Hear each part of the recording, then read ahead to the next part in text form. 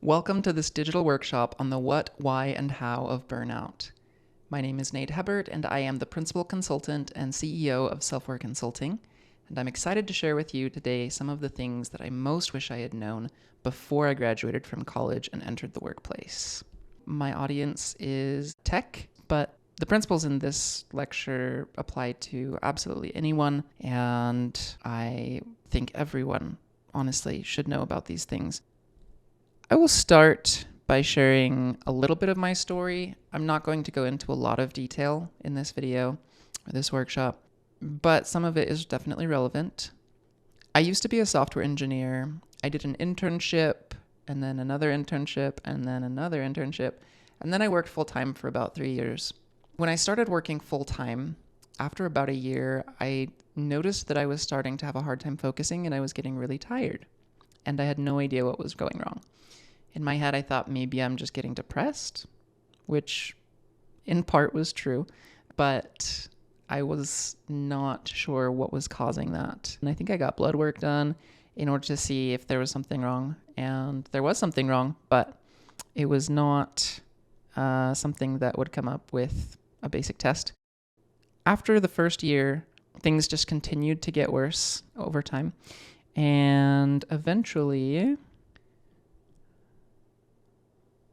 I started to look like this and this. Now, if you didn't know me, then you might think that this is not too bad. Lots of people look way worse than this. But if you do know me, then you will recognize that this is Japan, and Japan is my favorite place in the world, as evidenced by the flag right there. I would normally be much, much happier than this in Japan. And then eventually I quit my job because I couldn't work anymore. I wasn't capable of getting myself to work a lot of the time. And at that point, I hoped that quitting my job would make things better. And it did for a little bit. But then when I started working full time again, I started to get even more depressed. And this was actually after I quit my job, probably a month or a month and a half. I can't remember exactly, but this was after I quit my job. Then I started learning how to get out of burnout. And within 3 or 4 months of starting to apply the things that I was learning, this happened. This image is about 3 months after I started working specifically on getting out of burnout. And the rest, again, were all within 4 months. So again, this is before, this is after. Big difference. So I want to share some of the things that helped me. I'm going to share concepts that you might not hear anywhere else from anyone else, and it's going to help you to feel better, have better relationships, and to do more of what matters to you. So let's start with what is burnout. This is going to be split into 3 sections. So the what, the why, and the how. First, the what. Our first fact is that burnout is not normal, but it is common. So what do I mean by that? I mean that there are so many people that are experiencing burnout that we tend to think that burnout is normal. We tend to think that it is normal to come back from a job and be exhausted and not be able to have any energy to work on other tasks, show up for family, friends. But that is not the case. It does not have to be like that. Burnout is not the normal state of our bodies. That's why I say it's not normal, but it is common. Here's a few statistics. How many people are affected? According to a Gallup study reported in 2019, 76% of people feel burnt out sometimes and 28% often or always. This particular survey was an international survey with a lot of people involved.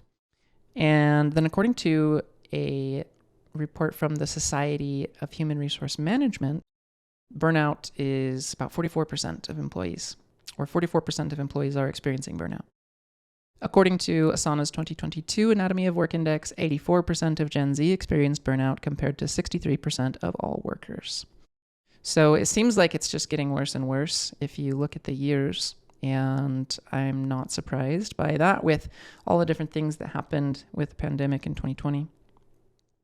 So I'm going to have several key ideas throughout this presentation because there's going to be a lot of information. And the key ideas help to boil down what the most important concepts are to remember and take away from this. So the first key idea is that a lot of people don't even know that they are burnt out. So this is a quick self-assessment. You can just answer these questions, write them down on a piece of paper, do it on your phone, whatever works best for you. And ask yourself, do you feel physically or emotionally drained? Do you feel too tired to show up for family and friends after a normal workday? And on through to 5 with this scale. You can pause the video, and then once you are done, then you can continue.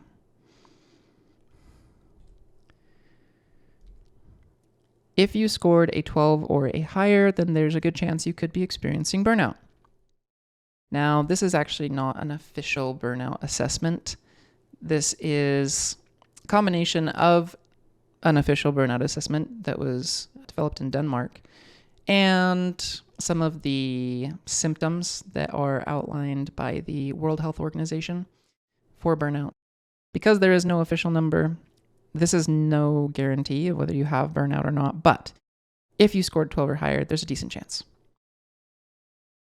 What is burnout? Here's the definition from the World Health Organization.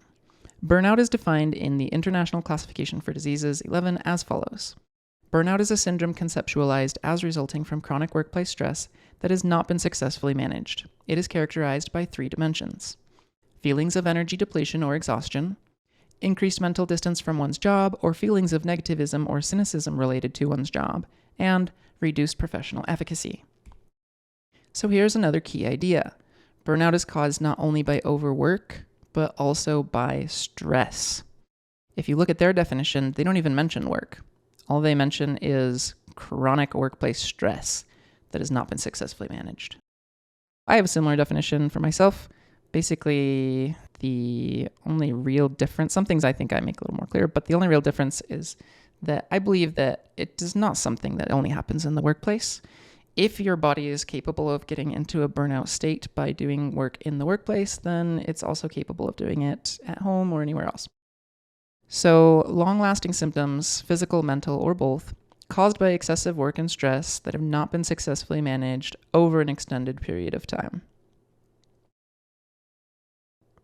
Burnout is not your imagination, it's not laziness, it is not proof of incompetence, it is not the same as depression, and it is not an easy fix. Here's burnout fact number 2. Burnout isn't merely inconvenient, the effects can be devastating. So let's look at some of the effects on personal health. People who are often burnt out are 63% more likely to take a sick day and 23% more likely to end up in the emergency room. Between 2000 and 2016, deaths due to working long hours increased 42% for heart disease and 19% for stroke. That's between 2000 and 2016. Imagine what may have changed with that number from 2020 to 2025. Because during the pandemic, a lot of things happened that caused a lot of working long hours and just a lot more stress. And as was mentioned, stress is such a key part of burnout. Now, effects on accomplishment. People who are often burnt out are 16% less likely to go above and beyond, and 13% less confident in their performance. Over 20% of employees lose 5 hours on the clock every week thinking about their stressors, and another 50% report losing between 1 and 5 hours. Those who are often burnt out are 2.8 times more likely to be looking for another job. For companies specifically, this may not relate to individuals as much, but even if you're not having like a major problem with turnover in your company, this is still a big deal because if you lose top talent, even just through kind of the normal ebb and flow, then you're losing so much because every year that somebody stays, every year you can retain somebody, the more valuable they are to you and your company. If you can increase this number even more than where it is now, then you can be in good shape.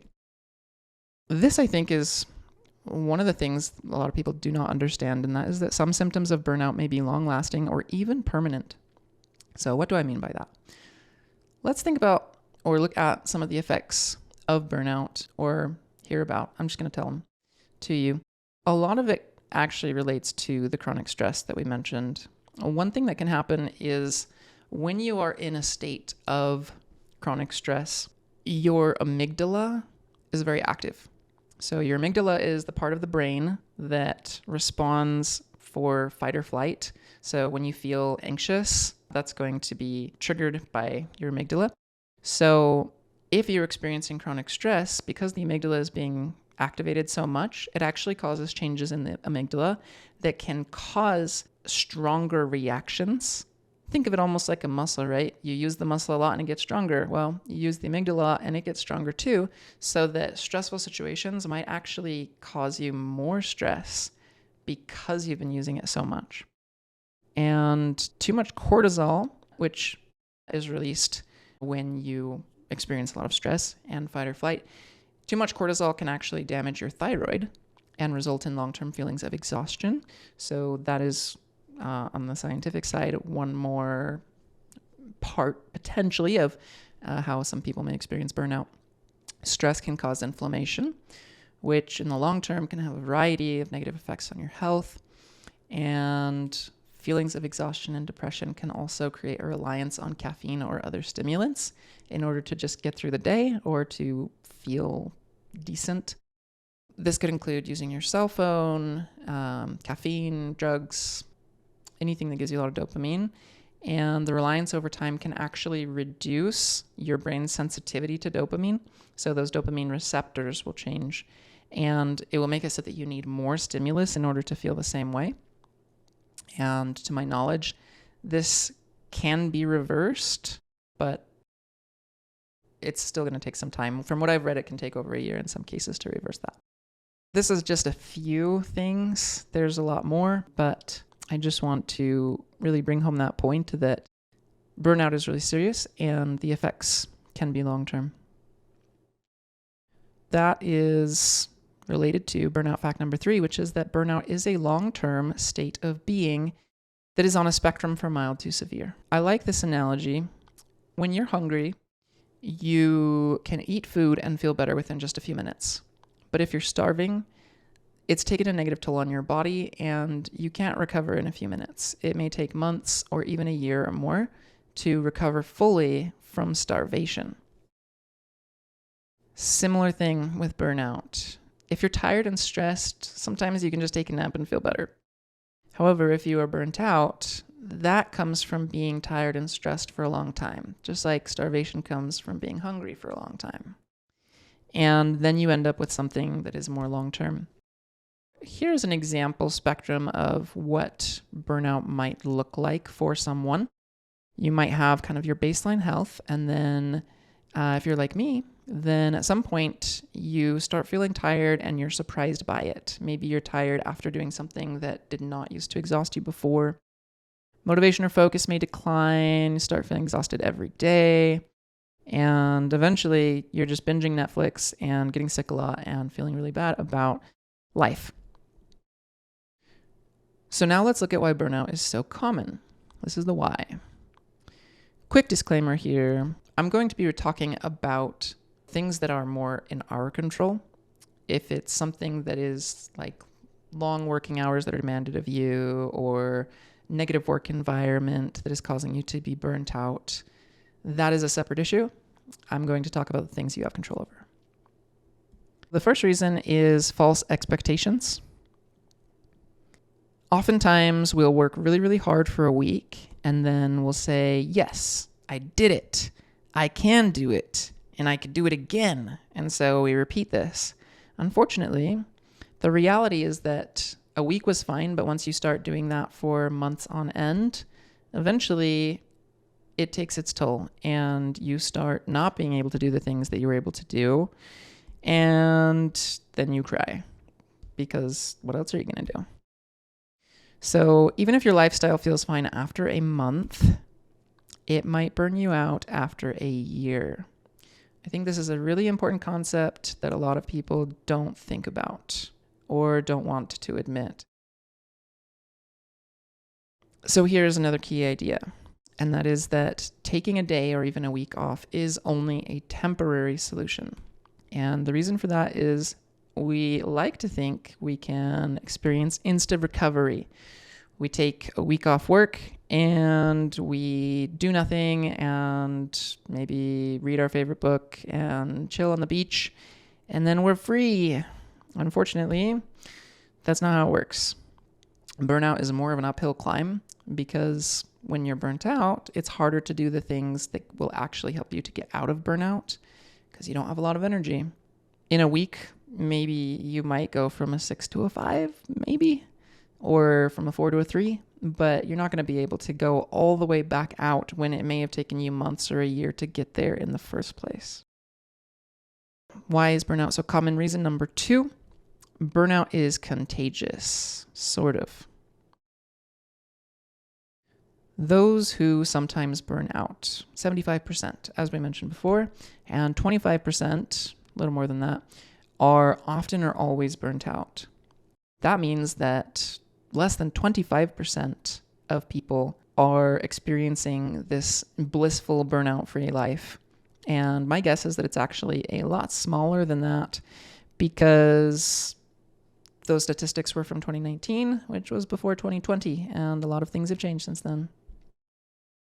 Key idea: if you want to avoid burnout, you can't just follow everyone else because they're all getting burnt out. So you have to do things differently.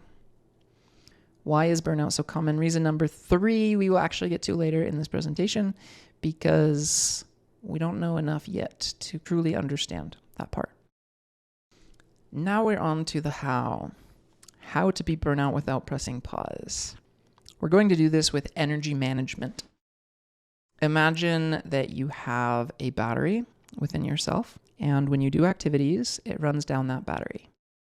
Eventually, you're all the way to the bottom of that battery and you just can't do any more. Or you continue to do more and now you're in energy debt and you're going to pay the price. So key idea, what if we treated energy as a resource to be managed just like you would manage your money or your time? That's great, but it's actually a little bit more complicated than that because we actually have a lot of batteries within us. We could be tired physically, socially. We could be at the end of our rope because we don't have any more patience. We could study a lot for a test or do a lot of intensive work and your brain might be fried. All of these different batteries are being run down in different amounts. Even this list is not comprehensive. There are a lot of different ways that we can get tired. So key idea is that you have more than one battery that you need to manage. How do we manage those internal batteries? I'm going to talk about something called the energy exchange. Something that most people recognize is that in order to work or do some kind of activity, it requires energy. There's an input. But what a lot of people don't realize is that any activity that you do, almost anything, will give you back energy. So the key idea here is that activities don't just take energy, they also give energy back.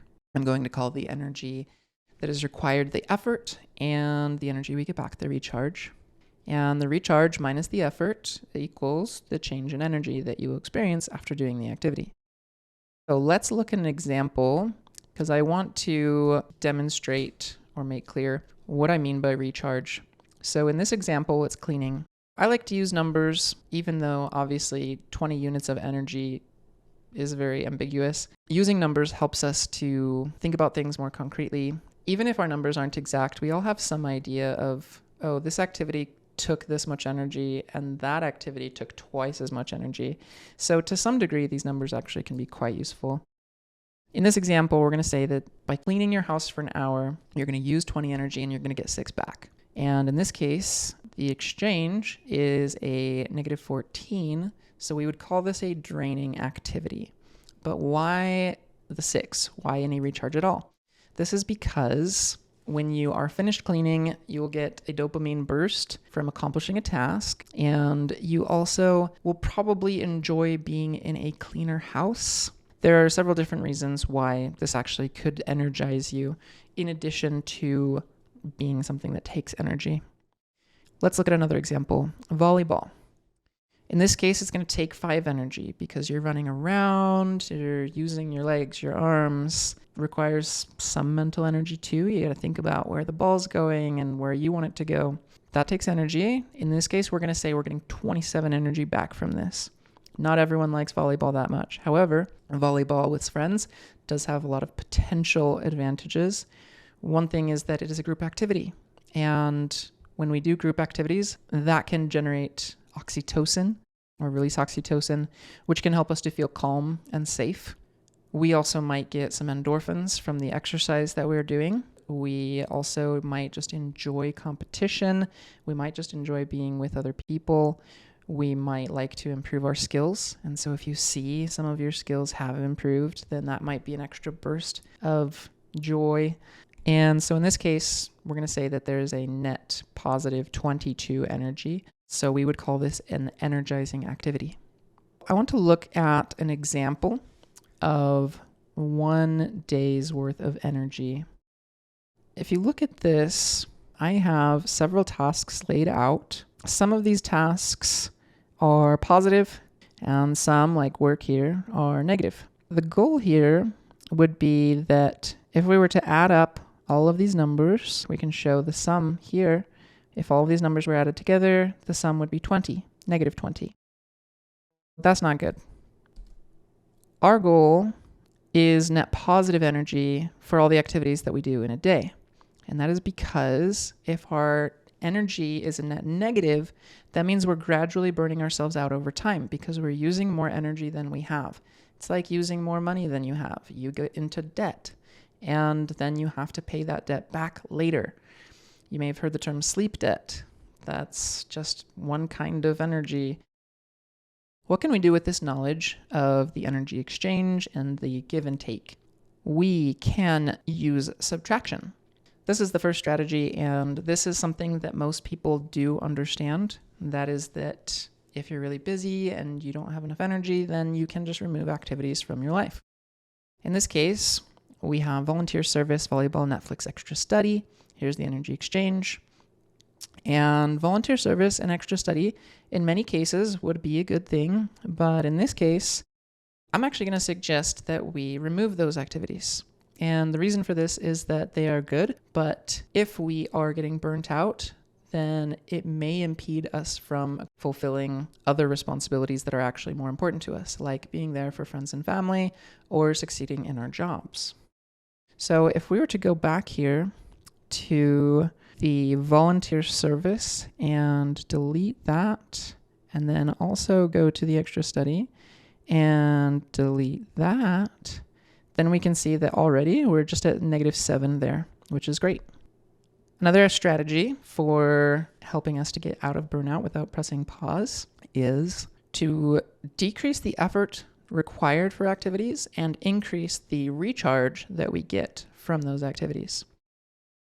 Let's look at work. In this case, it's taking 100 effort and it's giving back 20. One thing that we could ask ourselves is, and I really like this is from Ali Abdaal. He has a book called Feel Good Productivity, and he also has a YouTube channel and a lot of great stuff. In his book, he recommends asking, what would this activity look like if it were fun? Maybe I'm able to gamify my work somehow, or maybe I'm able to listen to music I haven't listened to in a while I'm working, or maybe I am able to work with other people more if I like working with other people. I can find ways that may match my strengths, and that could also help me to accomplish more or feel better about my work. In this case, I'm just going to say that we were able to get the work to actually only require 95 instead of 100, and it actually gave back 25. This is not a big difference, right? But by just increasing a little bit of the recharge and decreasing a little bit of the effort, we actually get a difference of 10 energy there. So maybe we can do this with something else. Maybe we get a little bit more sleep. Maybe we also are doing things that help us to sleep better, and so we're able to fall asleep faster, and maybe it doesn't feel like an effort to do that, and we feel better, so we get ourselves 30 instead of 25. Now we're already at a positive 10, which means we're actually healing from burnout over time, which is a much better situation. So Key idea here is that quantity is significant, but how you work can actually be equally important. Strategy number 3, what is left? Well, what is left is the burnout paradox. One of the most effective solutions to burnout is actually to add activities to your life. This woman changed my life, Clarissa Hazel, and she said that often when we're burnt out, it's because we are not doing the things that fill us up. Perhaps not in these exact words. She said some of the things that create a spark need to become non-negotiable. Let's look back again at my own journey. When I was experiencing burnout, I was not doing a lot of things that I enjoy. I was working and doing some things that were, I thought, responsible. But when I started to heal, the first thing that I did was reintroduce activities that were energizing to me. So I used to really like playing video games as a kid. And I also really like Japanese. So I started playing a video game in Japanese. That helped me to improve my Japanese. And it involved stories and adventure and all sorts of things. So that was really nice. And then I also got into nature more often. I made that a non-negotiable that I had to do that every week. I got involved in a choir that was doing a performance. It was a choir and full orchestra performance. It was really fun. And I started listening to fantasy novels again. When I did these things, it was really incredible just how life-giving it felt. I immediately started noticing a difference. And as I've worked with other people and they have started to reintroduce things into their life, they have also mentioned that they really felt a big difference. It's surprising that sometimes the solution is not to remove activities from your life, it's actually to add activities back. Question for you, what are the first sacrifices that you make when you become really busy? You're welcome to pause the video if you would like and write down your answers. I'm going to give you a few answers that I think a lot of people would mention. One is we get very little exercise when we're busy. We don't get out into nature. We rely on stimulants. We have a poor diet or even skip meals. We get less sleep. And we have constant high stress. Here we are back to why is burnout so common? Reason number 3. And it is because when we're really busy, we don't only increase the amount of work we do and thereby increase the amount of energy we're using. We usually will, because we're busy, stop doing the things that energize us. The things that we first stop doing are usually things like going to the gym or hanging out with friends because they're things we want to do, but they don't seem like they're as important as maybe work or being there for family or something. So work goes up, recharge goes down, then we run out of energy. Key idea, in order to beat burnout, we have to redefine the word important. What do I mean by that? Most people don't think playing a video game is very important. Some people might, but a lot of people would say, oh, you're just wasting your time playing a video game, or you're just wasting your time listening to a fantasy novel. But these activities were helping me to be able to show up in other areas of my life. Therefore, they were actually very important, not something trivial. There's a few principles with these non-negotiables that we reintroduce to our lives in order to get maximum effect for helping us to beat burnout without pressing pause. The first is to know the right activities to add to your life. Here's another exercise for you. I want you to take out a piece of paper or your phone again and write down what is something that energizes you. What is something that helps you to relax? What is something that helps you to reboot? And what is something that helps you to reignite the spark within yourself? These are some of the kinds of things that potentially could become non-negotiables. Principle number 2. You need to put your non-negotiables onto your calendar first and then plan your life around those things. And your response to that was probably something like, what? Obviously, if you're working, you're not going to say, okay, non-negotiable, I'm going to put it right into my calendar first in the middle of the workday and not work. No, we don't do that, right? Look at your calendar, find where a non-negotiable activity could fit, potentially. And then once it's there, then you make that a sacred space. You make that something that is non-negotiable. So if people invite you to go do something, then you're probably going to say no, because you need to do this thing that is non-negotiable for you in your life. Now, non-negotiables obviously don't need to be so strict that they are making you miserable. However, most people don't struggle with that as much as they struggle with just not making it happen. The third principle is, in order to really make these work and in order to get yourself to actually do them, you have to internalize that taking care of yourself is going to improve your work and your relationships. A lot of people know about this example of needing to sharpen the saw. The analogy goes, if you haven't heard it, that a man was trying to cut down a tree with a saw, and another guy next to him was also cutting down a tree with a saw, but partway through he just leaves. No explanation.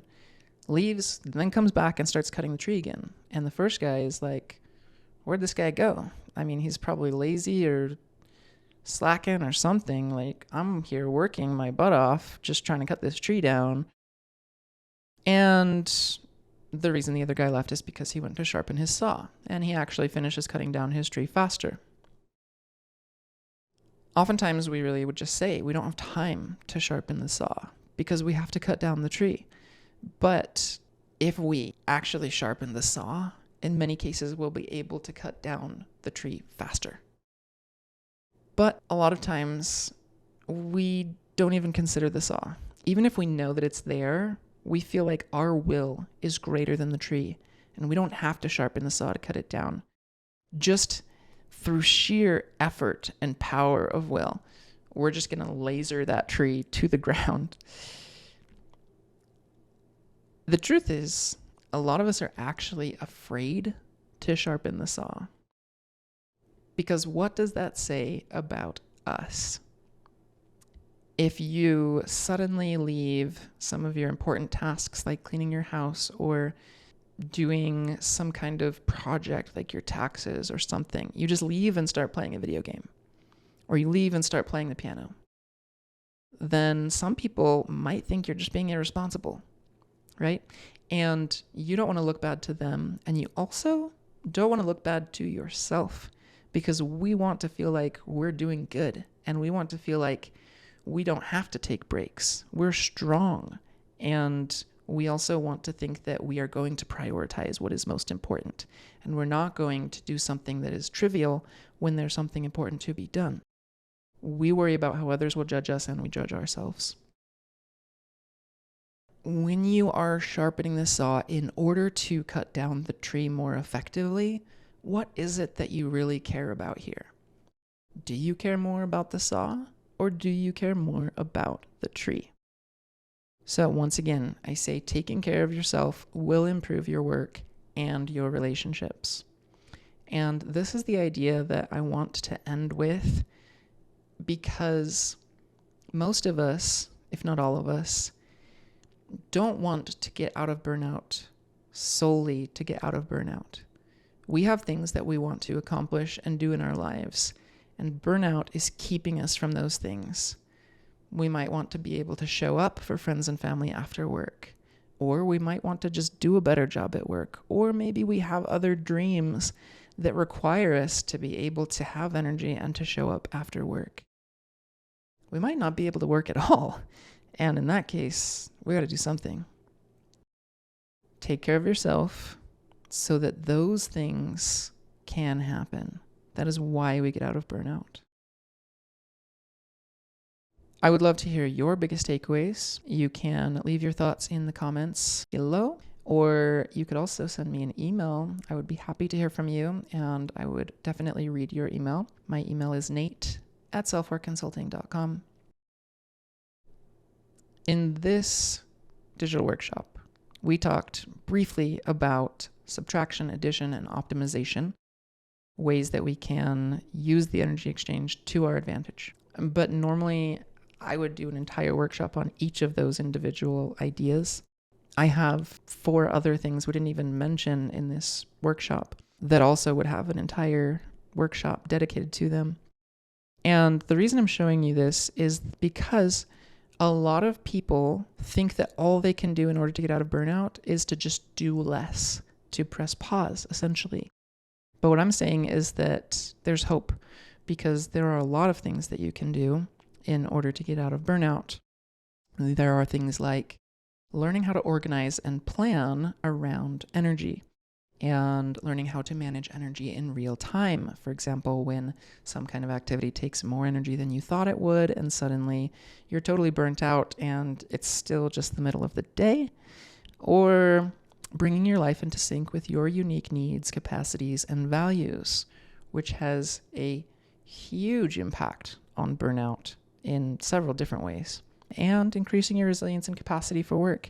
It is actually possible to increase the amount of work that you can do. When I was a software engineer, when I first started working full-time, I could work for maybe hour and a half, 2 hours, and then my brain was just mush. But then as I continued, I got to the point where I could code straight for like 4 hours and then code some more. So again, what I'm saying is that there is hope.